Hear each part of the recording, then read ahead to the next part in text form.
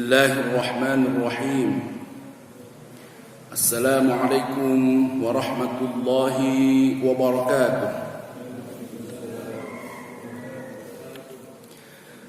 الحمد لله رب العالمين، والصلاة والسلام على أشرف الأنبياء والمرسلين نبينا محمد وعلى آله وصحبه ومن تبعهم بإحسان إلى يوم الدين. رب اشرح لي صدري ويسر لي أمري واحلل عقدة من لساني يفقهوا قولي. اللهم انفعنا بما علمتنا وعلمنا ما ينفعنا وارزقنا علما ينفعنا. Setelah berhamdalah, bersolawat, kemudian lebih khusus kita bersyukur bisa hadir kembali dalam majelis yang diberkahi dalam rangka berthalabul ilm, melanjutkan satu kajian, satu disiplin ilmu, lebih khususnya adalah fiqih, lebih khusus lagi adalah fiqih madhab Asy-Syafi'i dalam kitab Al-Fiqhu Al-Manhaji ala Madhabil Imam Asy-Syafi'i, disusun oleh beberapa ulama. Salah satunya adalah Asy-Syaikh Ad-Doktor Mustafa Dib Al-Bugha. 2 pekan yang lalu kita memasuki bahasan yang baru dalam bab thaharah, yaitu mandi. Di akhir bahasan ada satu subbahasan tentang hal-hal yang mewajibkan mandi. Sudah kita kaji satu bahasan, yaitu al-janabah atau junub. Kita akan masuk berikutnya kepada hal yang baru, yang kedua, yang kemudian mewajibkan dengannya mandi. Mandi yang dimaksud adalah mandi besar atau sebagaimana yang kemudian kita ketahui.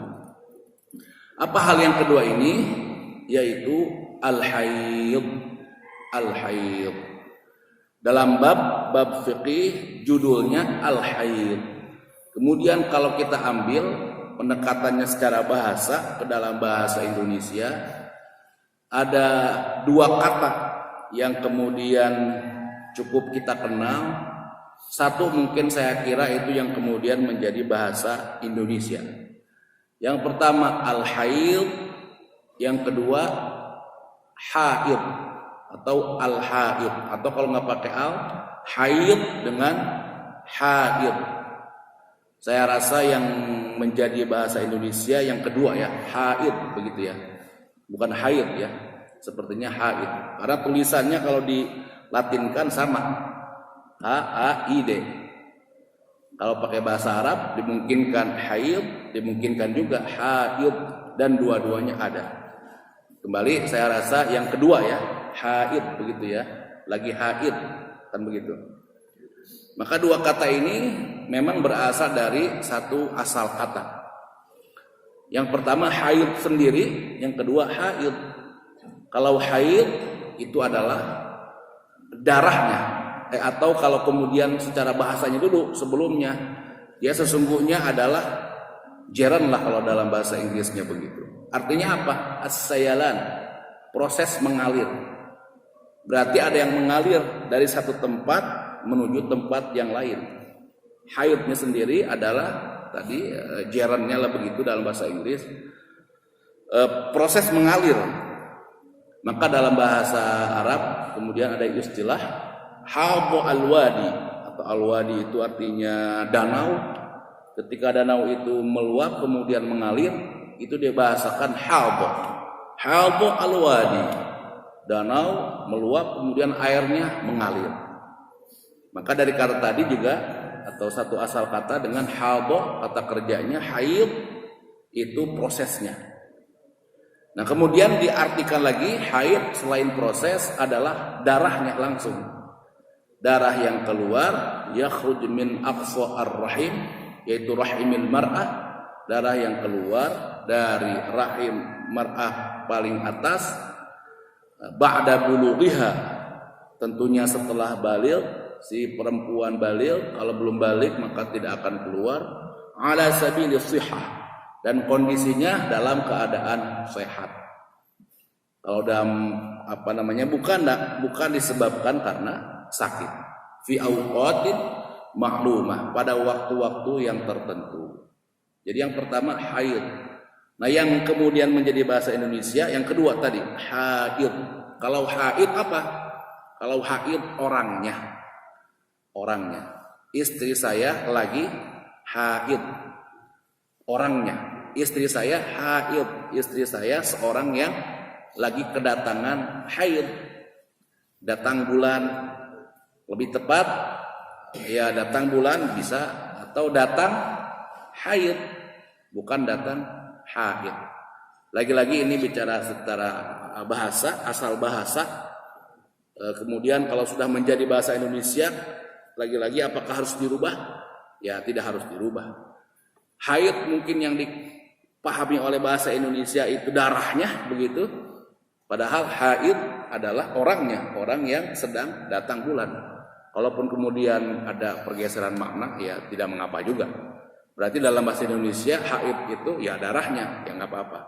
Lagi-lagi ini kita bicara tentang asal kata dan mengkaji ilmunya, begitu ya. Tidak kemudian harus atau berniat untuk mengubahnya, tidak juga. Baik. Ada lagi kalau bicara fikih sesungguhnya ada istilah-istilah yang lain. Paling tidak ada yang satu agak sedikit mencuat juga. Selain haid dan haid, karena ini terkait ayat yang ada bicara tentang haid tadi, yaitu apa? Mahid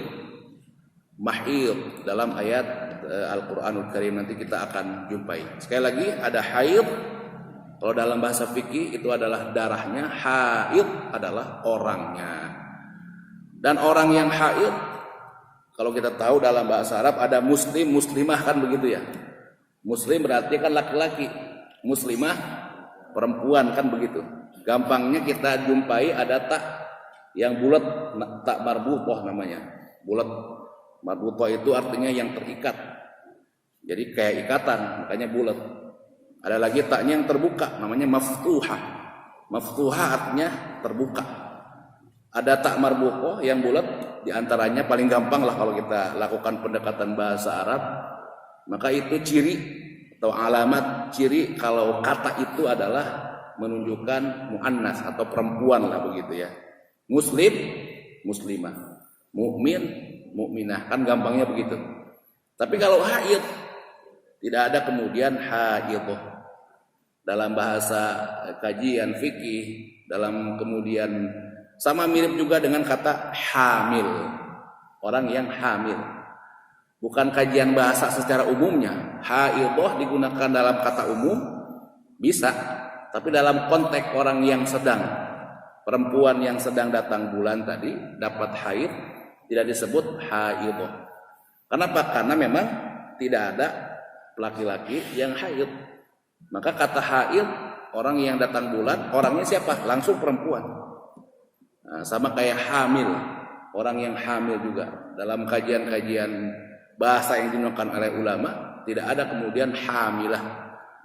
Hamilah secara bahasa umum boleh-boleh saja, tapi konteksnya orang yang hamil, maka tidak digunakan hamilah.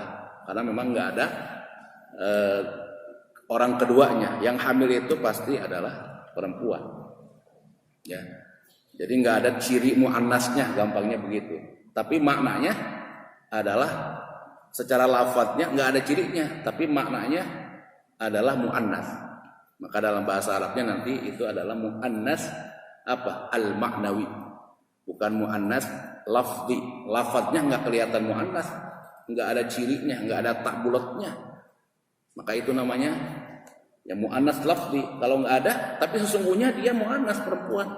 Hamil nggak ada tak marbutohnya, nggak ada bulatannya taknya. Tapi sesungguhnya dia maknanya, hakikatnya dia adalah perempuan. Maka namanya muannas maknawi. Sedikit barangkali ya sebagai pengantar kita lakukan pendekatan bahasa. Apa dalilnya? Berikutnya poin yang kedua, setelah muallif pengarang mengangkat tentang maknanya, kemudian dalilnya.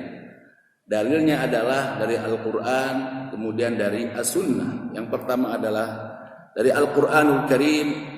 Ammal Quran faqawluhu ta'ala wa yas'alunaka 'anil mahid. Tadi saya sampaikan ada haid, ada haid. Ini yang dua kita cukup familiar. Berikutnya adalah mahid. Dan lagi-lagi nggak dibatasi dengan ini. Namun ini yang paling agak, mungkin saya pilih 3 kata yang agak banyak diangkat, 3 kata itu. Yang ketiganya adalah mahid. Apa kalau mahid dalam ayat ini, surah Al-Baqarah 222. Mahid kalau ada mim di awal itu tandanya banyak, beberapa menunjukkan, diantaranya adalah menunjukkan tempat, namanya ismul makan. Gampangnya mungkin kita masjid begitu ya. Nah, tapi enggak semuanya ismul makan, diantaranya masjid adalah tempat sujud, menunjukkan tempat.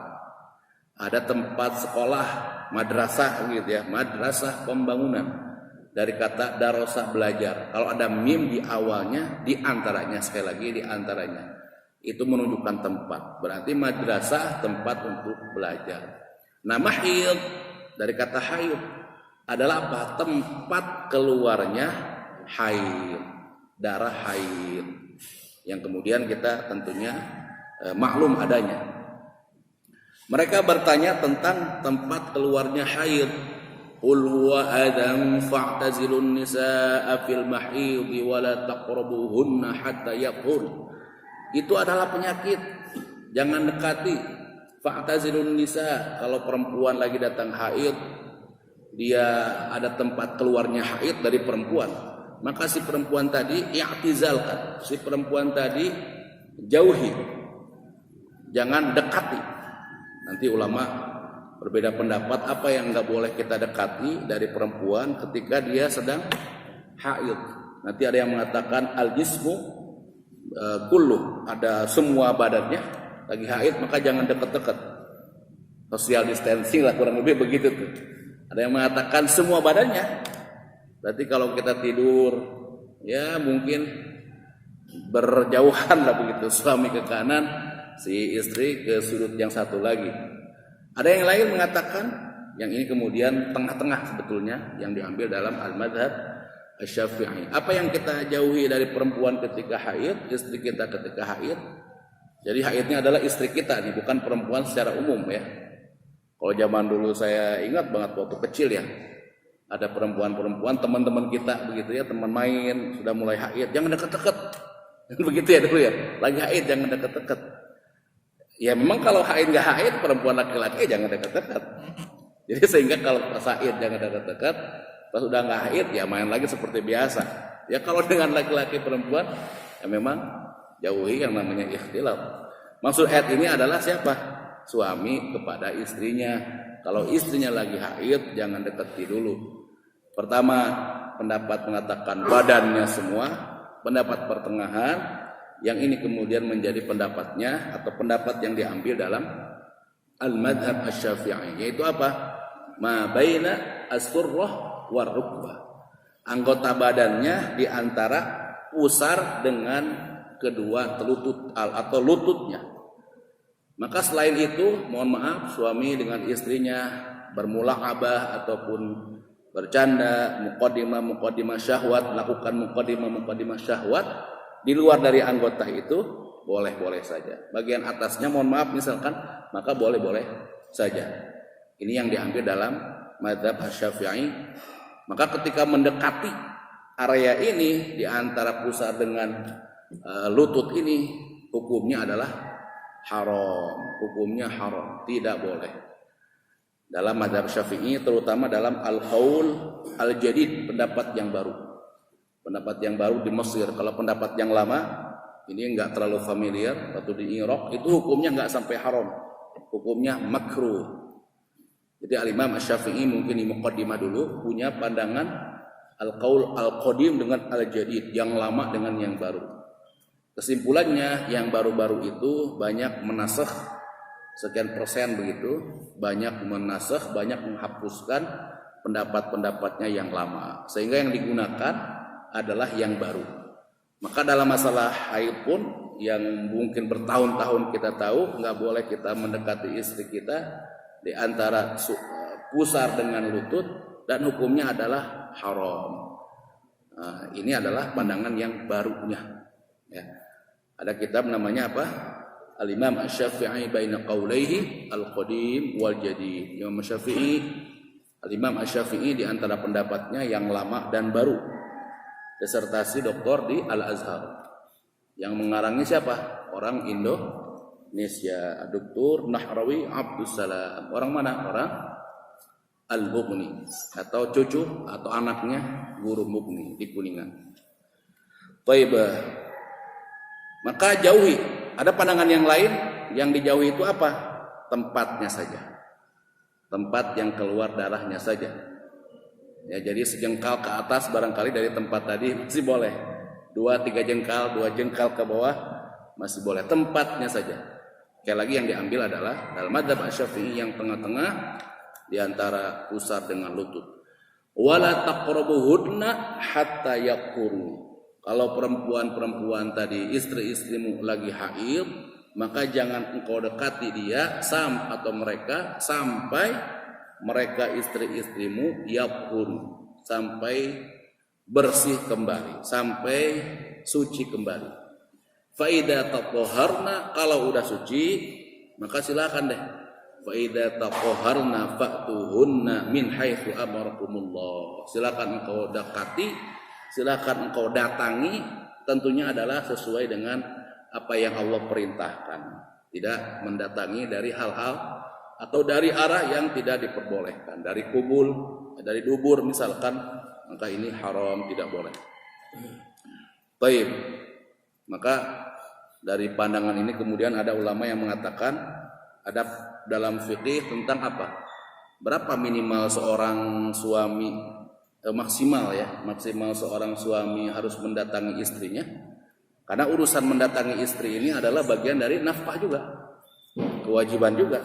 Berapa minimal maksimal harus mendatangi? Di antara pandangannya ada yang mengatakan apa? 3 kali suci, 1 kali suci. Jadi setiap kali suci, haid begitu kan, nanti kan suci. Setiap kali suci minimal harus didatangi sekali mah. Jangan dibiarkan beberapa kali suci enggak didatangi. Kalau udah suci, maka datangi sesuai dengan apa yang Allah perintahkan. Dengan mentadabburi lebih lanjut ayat ini. Walaupun nanti kalau dikembangkan lebih lanjut ada pandangan-pandangan yang lain. Ada minimal 1 kali suci pakai ayat ini, ada minimal ada yang 4 hari, ada yang 4 hari. Dengan asumsi apa? Istrinya 4 ada. Hari pertama di istri yang pertama, yang kedua di yang kedua, malam ketiga di yang ketiga, malam keempat di yang keempat. Begitu kan? Ada yang 4 hari. Malam ke-5, 6, 7 di mana? Di musola dulu deh. Ada juga pandangan yang lain. Ini pandangannya Umar. Itu apa? 4 bulan. Maka jangan sampai lebih dari 4 bulan. Satu waktu Umar, di antara kebiasaan Umar itu apa? Tafaqud ahwal ar-ra'iyah. Kalau sekarang presiden sering turun ke masyarakat begitu ya.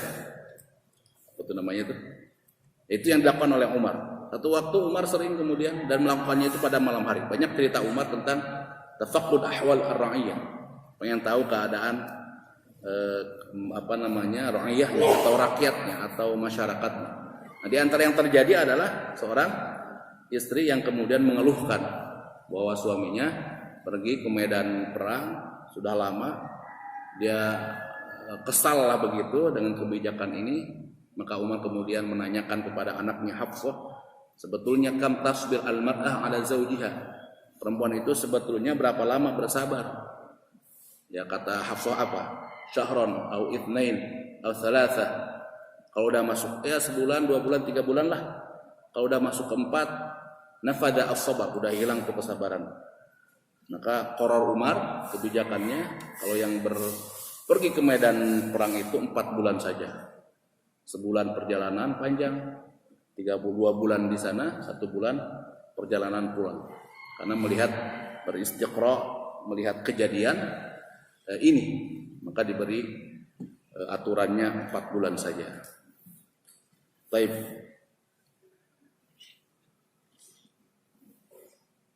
Dari Al-Qur'anul Karim. Dari As-Sunnah adalah qauluhu, yaitu perkataan Nabi sallallahu alaihi wasallam li Fatimah binti Abi Jaish Hubeish radhiyallahu anha, fa idza aqbalat al-haydhah fad'i as-salah wa idza adbarat faghsili anki dam wa shalli. Kalau engkau datang haid, dapat haid, si haid itu datang, maka tinggalkan sholat. Kalau kemudian sudah pergi dia, maka silakan engkau mandi dan kemudian atau cuci si darah tadi dan sholatlah. Ini menjadi dalil kalau datang bulan, maka jangan kemudian diantaranya melakukan ibadah yang namanya sholat.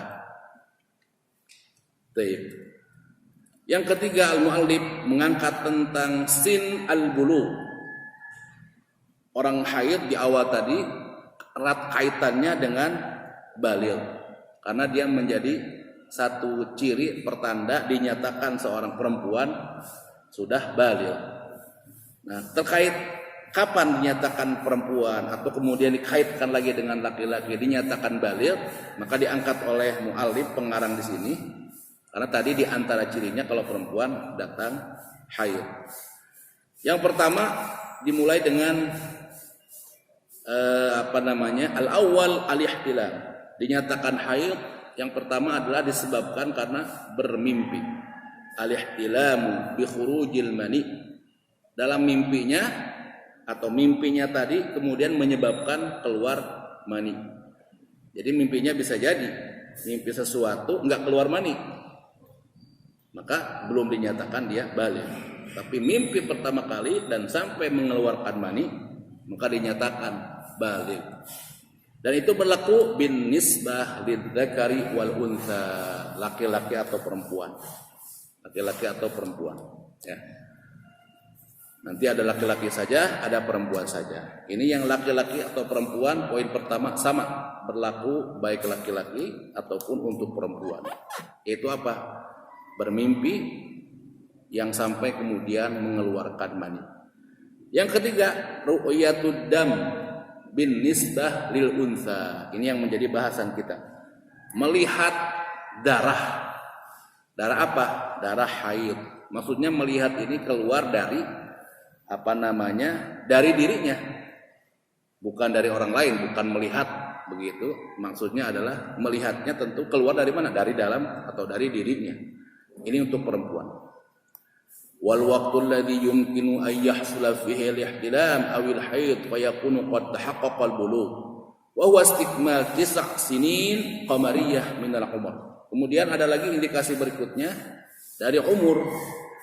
Kalau perempuan adalah apa? 9 sinin. Umurnya apa? 9 tahun. Tahun apa? Tahun qamariyah. Makanya penanggalan qamariyah ini ya perlu kemudian kita paling tidak bermula untuk diri kita. Sekarang tanggal berapa? Kadang-kadang kita nggak tahu. Tahunya kita paling jangankan tanggal ya, bulan saja ya. Bulan saja paling kita ingatnya sudah mendekati Ramadan saja ya. Ramadan udah mau Sya'ban atau Ramadan lah. Sya'ban kadang-kadang Sya'ban ingat lah, udah mau Ramadan nih. Sya'ban, Ramadan, Syawal masih ingat. Kalau udah Ramadan maka Syawal, Lebaran, bulan Syawal. Dzulqa'dah, Dzulhijjah, mungkin Dzulqa'dahnya enggak begitu ingat. Ingatnya kalau udah Lebaran Idul Fitr, ya dikit lagi Lebaran Idul Adha. Ingatnya begitu ya. Kalau saya dulu kecil bahkan enggak ingat. Kok Lebaran kalau udah Idul Fitri ke Idul Adha kok dekat amat? Dikiranya itu 1 tahun aja. Padahal setahun ada 2 kali. Setelah tahu-tahu ternyata memang selisihnya kan 2 bulan. Setelah itu mungkin sudah Dzulhijjah, kemudian Muharram, Safar, Rabiul Awal. Paling ingatnya berikutnya Rabiul Awal. Jadi paling ya beberapa bulan saja yang kita tahu. Padahal sesungguhnya itu semua sangat erat kaitannya dengan waktu-waktu yang dimana ajaran Islam kemudian berpatokan padanya. Ya, kita berpuasa, Lebaran juga. Ru'yah hilal itu sesungguhnya bukan hanya pada bulan Ramadan saja. Setiap bulan pun tentu perlu kemudian dilihat lagi. Kita udah masuk bulan baru apa belum? Udah meninggalkan bulan yang lama apa belum? Ini kira-kira udah masuk hari pertengahan bulan apa belum? Ayyamul Bid itu 13, 14, 15 itu ya bermulanya dari awal Ramadannya, awal bulannya tadi dulu. Mungkin bisa jadi kalau nggak dihitung dikiranya 15 padahal itu udah 16, bisa jadi. Maka tadi ya termasuk juga masalah waktu dinyatakan seorang perempuan haid itu 9 tahun. Tahunnya apa? Tahun Qamariyah. Tahun Qamariyah. Bistikmal, kemudian kalau laki-laki bistikmal al-khamisah asyrah minal umur. Kalau laki-laki adalah 15 tahun. Tahunnya tahun apa? Sama. As-sinin al-qamariyah. Tahunnya adalah tahun qamariyah. Dari mana kemudian dalilnya? Yang laki-laki itu 15. Ada dalil yang lain dalam kajian kitab fikih Syafi'i yang lain. Dalil tentang seorang anaknya Umar. Namanya siapa? Ibnu Umar. Ya, anaknya Umar namanya Ibnu Umar. Abdullah ibn Umar. Anaknya ya namanya Abdullah. Anaknya Umar ibn Al-Khattab radhiyallahu anhuma. Kadang kita mendengar nama sahabat radhiyallahu anhu kan begitu. Kalau hu saja berarti sendiri. Tapi kadang beberapa sahabat disebutkan diucapkan kemudian jumlah i'tiradiyahnya doanya bukan hu tapi huma. Di antaranya kepada Abdullah ibn Umar. Kenapa? Karena memang dua-duanya adalah sahabat yang berjumpa dengan Rasulullah, yang satu senior bapaknya, yang satu junior sahabat yaitu anaknya, dan apa? Dalam keadaan Islam. Masing-masing dalam keadaan Islam. Kalau sahabat hanya radhiyallahu anhu, berarti sahabat itu saja yang dia adalah seorang muslim, orang tuanya tidak. Nah, Abdullah ibn Umar ketika terjadi perang Badar itu umurnya 12 tahun. Ingin ikut dalam perang Badar, izin kepada Rasulullah. Ya Rasul, saya pengen ikut dalam perang Badar. Dan apakah Rasul mengizinkan? Rasul tidak mengizinkan. Umurnya ketika itu adalah 13 tahun. 2 tahun setelah itu ada perang Uhud. Minta izin ke Rasul, ya Rasul boleh nggak saya ikut? Diizinkan. Maka Abdullah ibn Umar dalam perang Uhud dia ikut berperang. Umurnya 15 tahun. Ini menjadi isyarat, diantaranya disimpulkan oleh ulama untuk laki-laki kalau terkait umur dinyatakan balik adalah al-khamisah asyrah, ketika masuk 15 tahun dari umurnya. Baik, poin berikutnya al-muallif pengarang mengangkat tentang muddatu al-haid. Haid itu berapa lama? Maka ada dua istilah, muddah dunya, ada muddah quswa. Muddah batas sedikit, ada batas paling lama. Dunia itu satu kata. Nanti ada satu kata diambil dari kata kehinaan, juga diambil maknanya lain adalah sebentar, karena memang sebentar saja. Muddah dunia, mudah waktu yang dunia yang sebentar saja, nggak kerasa. Barangkali kita yang bapak-bapak yang barangkali sudah 50-an aja masih, atau saya lah barangkali ya, 30 tahun yang lalu masih keinget kayaknya. Waktu masih SD masih keinget memori itu. Terus dari SD, SMP ke pesantren masih ingat kayaknya. Kalau mengingat sekarang ada grup-grup WhatsApp begitu ya, banyak teman-teman di Facebook yang upload, oh ini dia kata dia kayaknya baru kemarin saya keluar pesantren. Sekarang udah masukin anaknya pesantren yang sama, udah menjadi wali murid. Terutama teman-teman saya yang perempuan, karena nikahnya lebih dulu. Anaknya udah SMP, anaknya udah yang satu udah SMA. Jadi sangat-sangat sebentar. Berarti sisanya tinggal ya, walaupun kata Nabi umur umatku baina asitin wal sab'in, di antara 60 70, ya kalau kesampaian ya. Kalau enggak, maka sangat-sangatlah kemudian dunia ini memang dunia paling sedikit, mudah paling sedikit. Nah, paling sedikit haid ini apa? Aqal muddatil haid atau adunya namanya tadi, yaumun wa lailah, sehari semalam. Paling lama aktsar muddatil haid 15 yauman bilayaliha 15 hari baik sehari atau semalam. Rata-ratanya adalah sittah ayyam aw sab'ah, 7 hari. Minimal sehari semalam. Rata-ratanya pertengahan 1 minggu, gampangnya kita ngitung 6 atau 7 hari. Paling maksimalnya adalah 15 hari. Baik. Nah, ini semua sesungguhnya apa? Apakah baku seperti ini? Tidak. Ini dasarnya adalah istiqra. Istiqra itu apa? Istiqra itu penelitian. Sampel begitu, namanya istiqra. Jadi misalkan Al-Imam Syafi'i mungkin melihat kepada beberapa orang, bikin kuesioner gitu ya, kurang lebih begitulah. Ada berapa orang yang jadikan sampel, berapa biasanya haid, minimal berapa hari, maksimalnya berapa, rata-rata berapa, dikumpulin itu data, ternyata disimpulkan minimal itu sehari semalam, maksimal 15 hari. Kadang-kadang seringnya rata-ratanya 6 atau 7 hari. Itu namanya istiqra. Ya. Nanti ada istiqra yang sempurna, yang kulli, ada yang juz'i.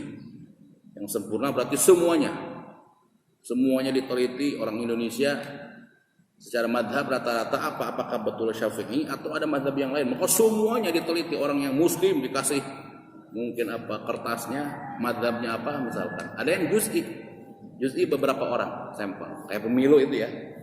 Pemilu tak benar apa enggak itu. Biasanya belum apa-apa udah keluar. Dan hasilnya betul begitu kan. Lagi ramai Amerika sekarang, lagi heboh. Baik. Jadi itu berarti kalau istiqra seperti itu, apakah semuanya baku seperti itu? Tidak juga. Untuk istri-istri kita, tapi rata-rata kurang lebih seperti itu. Nah, istri-istri kita mungkin ya rata-rata tadi memang semingguan atau lebih dari itu. Atau ada juga beberapa, tentu kadang-kadang dalam segala sesuatu ada mustasnayatuhu. Ada pengecualian. Mungkin ada bagi sebagian orang yang memang 20 hari misalkan. Mungkin saja ada. Tapi secara umum adalah kurang lebih seperti yang diangkat dalam kajian kitab ini. Ada satu lagi yang terkait dengan haid, namanya istihadah. Ada haid, ada istihadah. Kalau istihadah adalah darah yang keluar sama juga dari rahim perempuan, tapi dia bukan dalam keadaan sehat, ala sabilis sihah, tapi ala sabilil marad, dalam keadaan dia sakit atau ada darah penyakit. Maka namanya di sini adalah damu maradin, damu illatin. Darahnya adalah darah penyakit. Maka tidak berlaku hukum-hukum haid. Kalau darah yang keluarnya adalah darah istihadah, maka tidak berlaku. Cukup itu dibersihkan saja darahnya, tidak usah mandi. Cukup kemudian setelah dibersihkan, dia karena dia najis, maka berwudu dan silakan. Misalkan ingin sholat, bisa kemudian melakukan sholat. Namanya darah istihadah. Orangnya mustahadah. Baik. Satu lagi ya, kita bahas satu lagi. Ma yuhramu bi al-haid. Ada dalil sebetulnya tentang istihadah tadi. Masih dari Fatimah binti Abi Hubeish. Dia bertanya kepada Rasulullah, "Inni imru'atun ustahadu." Saya lagi mendapatkan istihadah, darah penyakit tadi. Afa ada'u shalah? Saya tinggalkan salat apa enggak? Sebagaimana kalau orang haid meninggalkan salat. Apa kata Nabi? La, innama dzalika 'irqun wa laysa bil haidah. Itu beda dengan haid. Maka beda hukumnya. Fa idza aqbalatil haidah fatruki as-shalah. Kalau haid memang tinggalkan salat. Fa idza dhahaba, kalau udah hilang maka cuci itu darah dan salatlah. Ini membedakan bahwa istihadah dengan haid. Satu poin lagi adalah ma yuhramu bil haid. Orang yang haid nggak boleh ngapain aja. Apa yang diharamkan dari orang yang haid atau orang yang datang haid. Sebagaimana dalam junub ada beberapa hal yang nggak boleh dilakukan oleh orang yang junub. Pun dalam haid ada hal-hal yang nggak boleh dilakukan. Dari masing-masing ada irisan, ada kesamaannya, ada perbedaannya. Yang kesamaannya kita sudah bahas, kita sampaikan poin-poinnya saja. Yang perbedaannya saja. Apa kesamaannya? Pertama as-shalah, baik orang junub maupun orang yang haid nggak boleh melakukan sholat. Qiraatul Quran wa mashul mushaf, memegang Quran, kemudian memegang mushaf. Dengan keterangan-keterangan yang kita kaji kemarin, bagaimana sesungguhnya mushaf itu, kondisi tertentu, bagaimana HP dan seterusnya begitu ya. Bagaimana kalau tas kita di dalamnya ada Al-Qur'anul Karim. Niatannya adalah membawa tas bukan membawa Al-Qur'anul Karim. Maka ini berbeda lagi hukumnya. Al-mukthu fil masjid, berdiam diri di masjid, begitu. La al-ubur, bukan melewatinya. Kita juga sudah kaji, ngapain memang ada orang melewati masjid.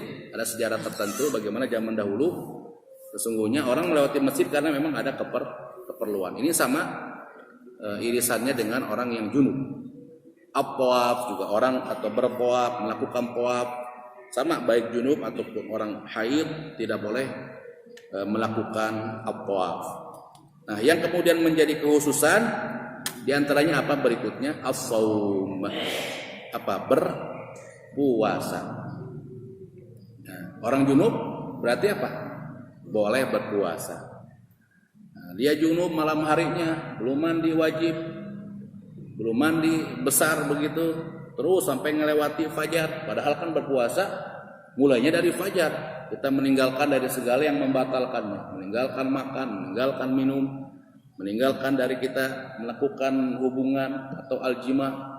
Sementara kita sendiri dalam keadaan junub, malam harinya berjima, belum sempat kemudian kita mandi wajib, udah ngelewatin fajar, maka boleh.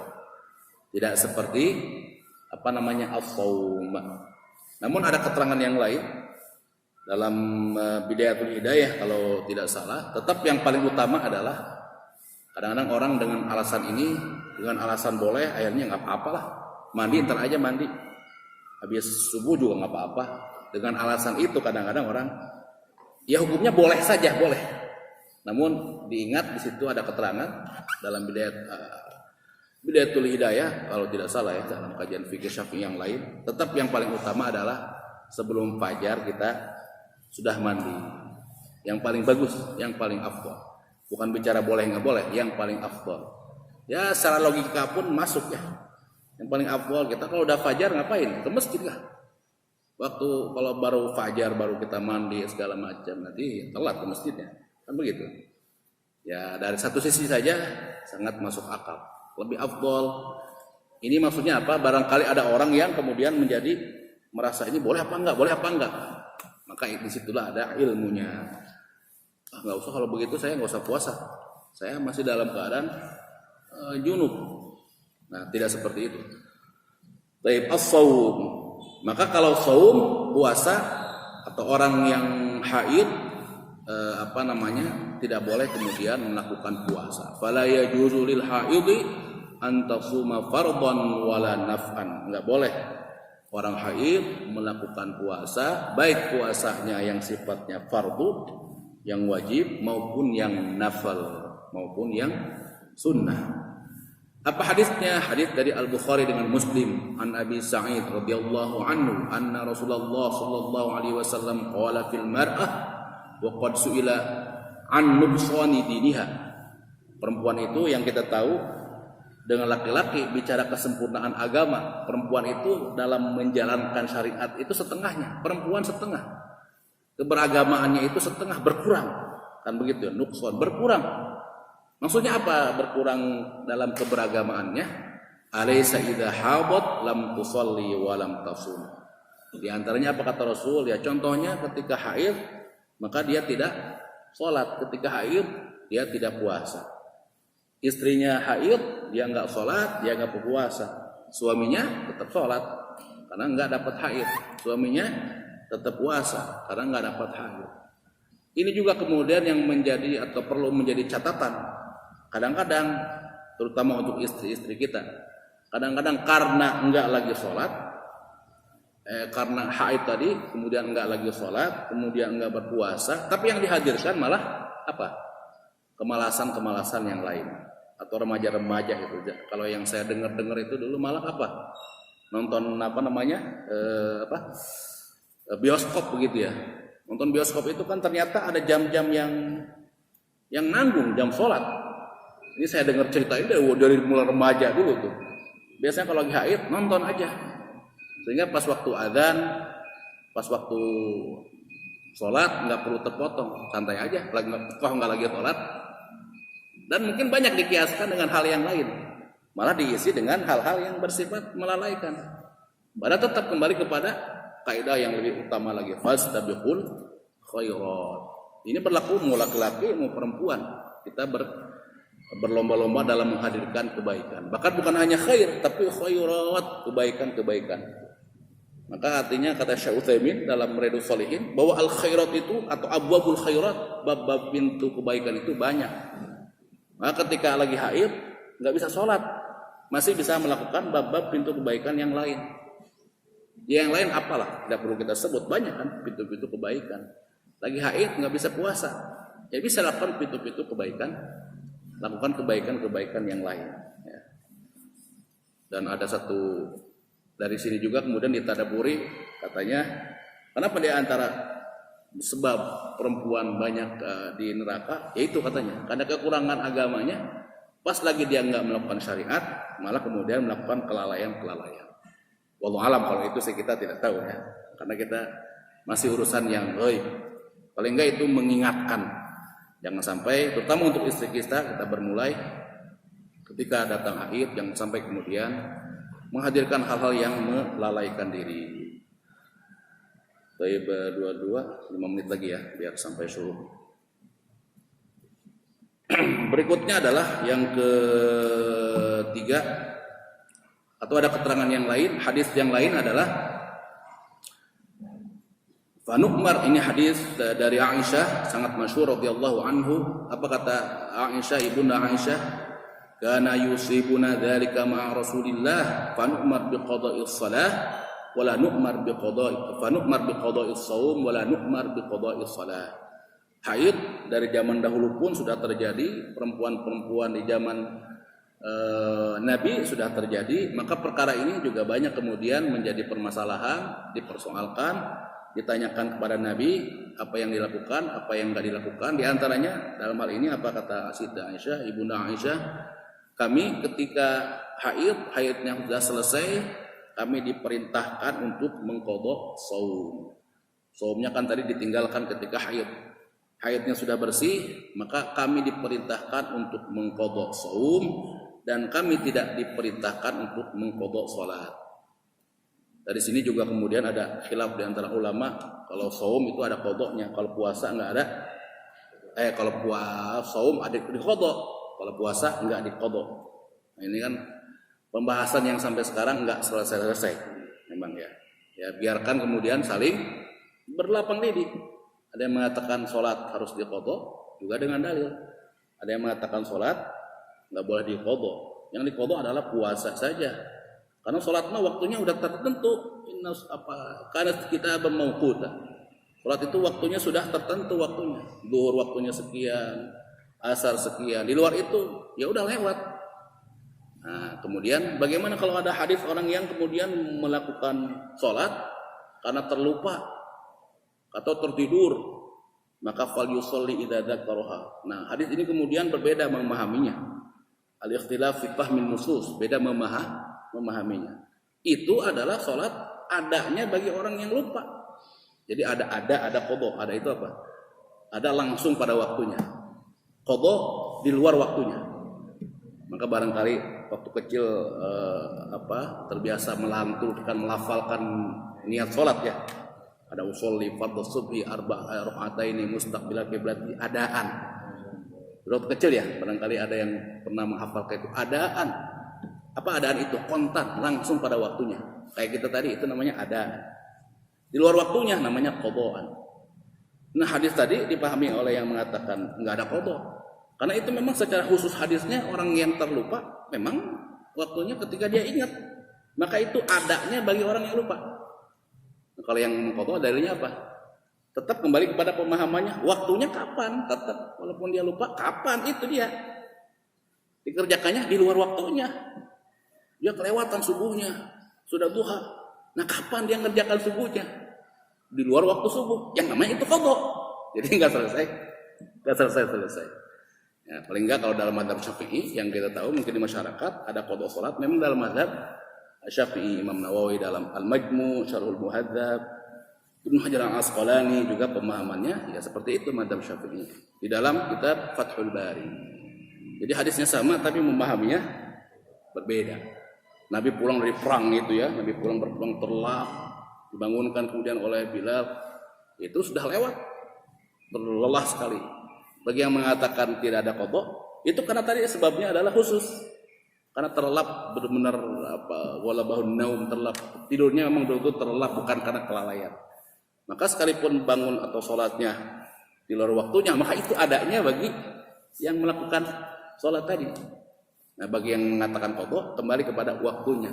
Ya pokoknya waktunya, kapan waktunya? Kalau di luar waktu sholat, ya namanya qadha.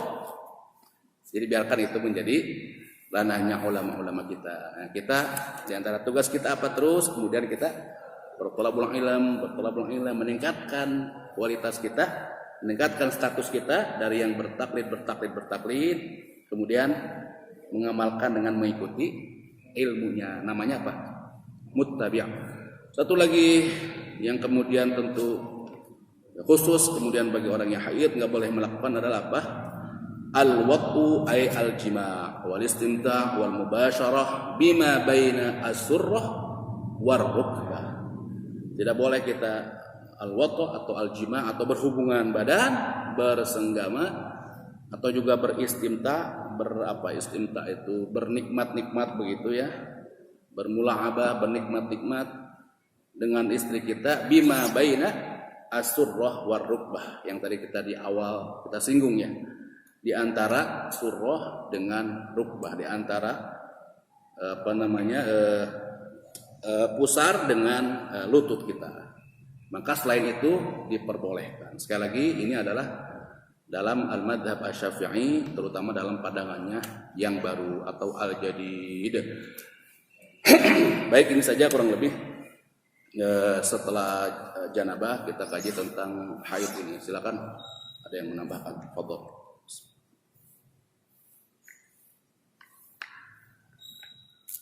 Boleh silakan siapa dulu? Boleh. Bapak dulu.